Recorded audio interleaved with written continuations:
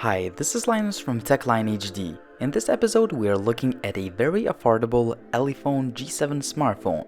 Is it worth your attention? Let's find out.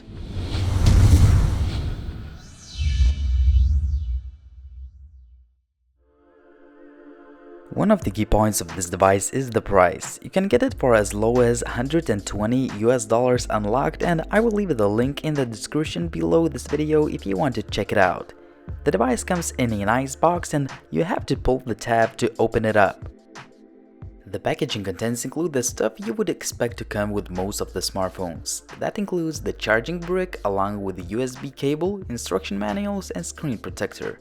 Overall, the presentation is great for the price of this device. The Elephone G7 is not a small device as it comes with 5.5 inches display.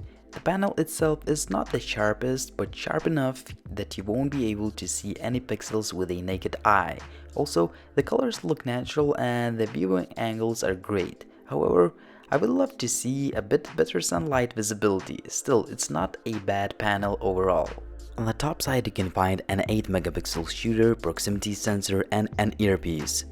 On the bottom side, there are 3 capacitive keys, which also have a nice bright backlight which is even visible outdoors. In addition, the home key serves as a notification light and it also has a great looking pulsing effect. The backplate is made out of matte plastic which, however, attracts some fingerprints and smudges. Still, it's not that bad as glossy surfaces.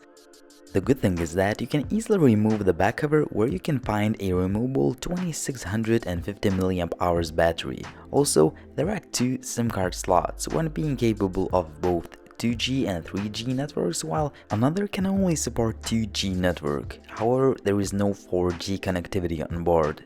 The good thing is that there is a microSD card slot for storage expansion up to 64 gigs. The company chose a left corner to implement a 13 megapixels camera with a single-tone dual LED flash.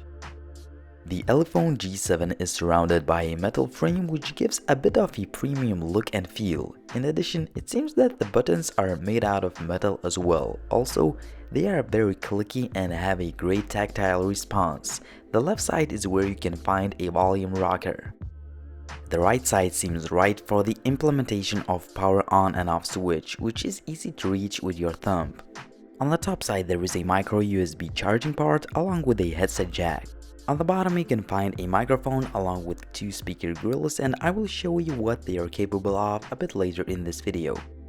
Elephone claims that this phone measures at just 5.5mm thick, however, it looks like it was just a trick to get your attention. It is more likely that a metal frame is very thin, but the backplate adds a bit more thickness. Still, the device is indeed very slim and it looks and feels well made. Also, it does not feel cheap at all as the build quality may be even better than some devices that cost way over $300. The Elephone G7 comes with a bit outdated Android 4.4.2 KitKat OS. Although it is not the newest version of Android with a light Elephone skin on top of it, everything is running smoothly and I didn't have any lags in daily use. The UI itself is pretty simple affair as it comes with the usual set of features you would expect to come with most of the smartphones. One of the features which has already become a standard is the gesture controls, and they work pretty good. In addition, all the apps are opening up fast and they are very responsive. You're not getting the latest and greatest OS from Google here, but the good thing is that you would not have any lags, and responsiveness is the word that is the best to describe the overall UI experience. The device has an octa-core Mediatek chip which is clocked at 1.4 GHz. Unfortunately, it is just a 32-bit system and it is a bit outdated. Other key specs include 1GB of RAM and 8GB of expandable storage. Well, it is not a powerhouse at all, and with a specs sheet like this, the Elephone G7 falls into the low-end category of devices. On the other hand, graphically intensive games work absolutely fine. Well, there are definitely some skipped frames, but it doesn't really bother you and the overall experience is great. In addition, the device doesn't heat up to uncomfortable levels even after more than 10 minutes of intensive tasks. A great performance is also confirmed by a smooth Full HD video playback. A 5.5 inches display is fun to watch video on, but the pre-installed stock video player app doesn't have much functionality, so I suggest you downloading a third-party one. The stock Android Gallery app experience is great, as scrolling through or zooming in the pictures is almost seamless. The device comes with a stock Android music player app. I was actually surprised that the loudspeaker quality is not that bad at all for a budget device. Well, the sound does not have much depth like some high-end devices, but the speaker is very loud and the music doesn't get muffled once you cover the speaker up.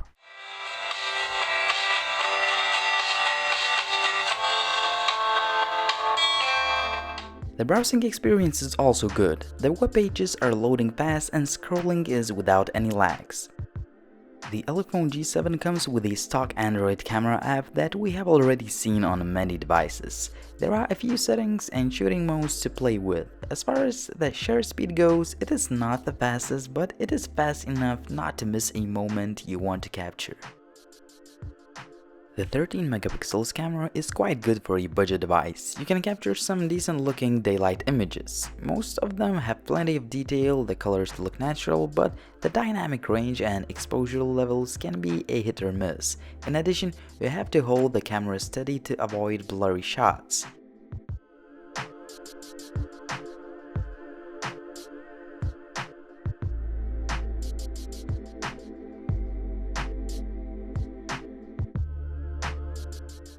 Once you take the smartphone indoors, you can actually take some nice looking pictures, but naturally, the shutter speed slows down.